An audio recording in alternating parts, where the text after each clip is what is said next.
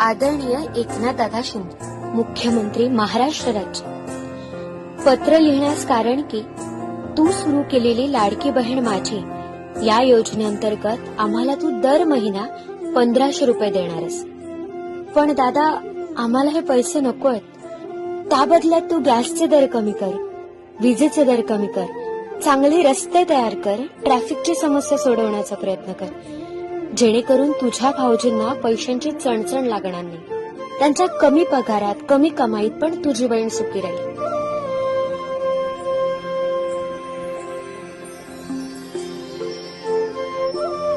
दादा, आणखी एक विनंती करते. तुझ्या लाडका भाच्या भाच्यांची शाळेची फी पण कमी करता येते का बघ, जेणेकरून त्यांचे चांगले शिक्षण सुद्धा होईल. दादा, आम्हाला 1500 रुपये खरंच नको देऊ, पण आमच्या संसारात ज्या आवश्यक गोष्टी आहेत ना त्या जरूर दे.